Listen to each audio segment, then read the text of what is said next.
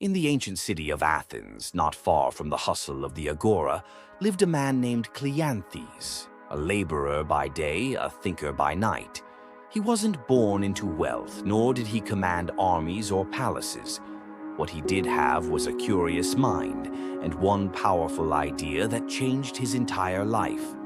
Cleanthes carried heavy water jars just to make ends meet. But what made him different from the others hauling buckets beside him? While they grumbled about the heat, the weight, and their wages, Cleanthes reflected. He thought about purpose, about control, about peace. And from those thoughts, a fire was born. Imagine you were in Cleanthes' shoes, tired, underpaid, overlooked. How would you respond? Would you curse your fate? Drown in resentment? Or would you use that pain to forge something greater? Most people live with the idea that life owes them something: comfort, recognition, fairness.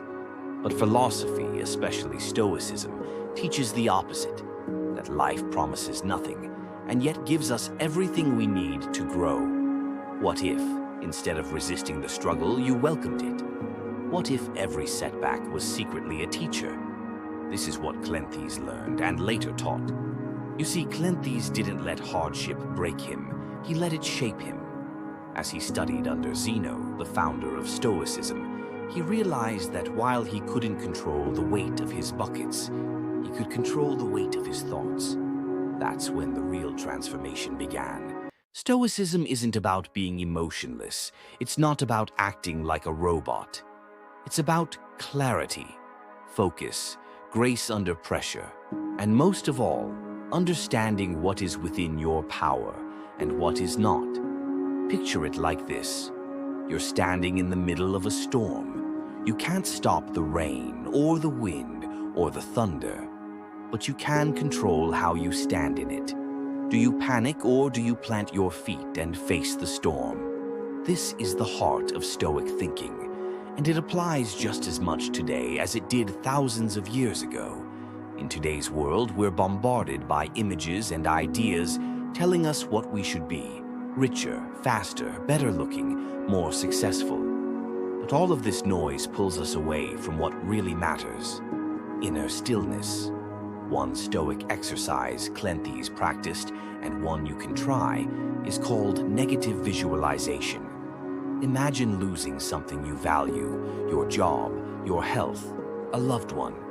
Feel that pain, just for a moment. Then come back to the present.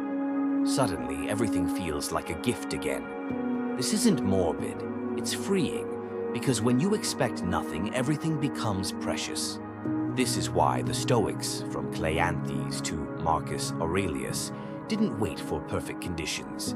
They trained their minds to thrive in any condition, and in doing so, they found a kind of freedom most people never experience.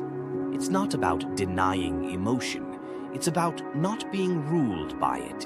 Even modern thinkers have caught on to this. From military leaders to entrepreneurs to athletes, Stoicism is everywhere, quietly shaping minds that choose resilience over reactivity. So why does this philosophy still resonate today? Because life hasn't changed that much. We still face loss, we still crave meaning, and we still battle with ourselves more than anything else. Stoicism offers a path, not to escape these realities, but to face them with wisdom. Cleanthes, the water carrier turned philosopher, didn't change the world by force. He changed it by example, by showing that even in hardship we can find harmony. Even in chaos we can find calm. And if he could do it with nothing but buckets in his hands and thoughts in his head, so can you.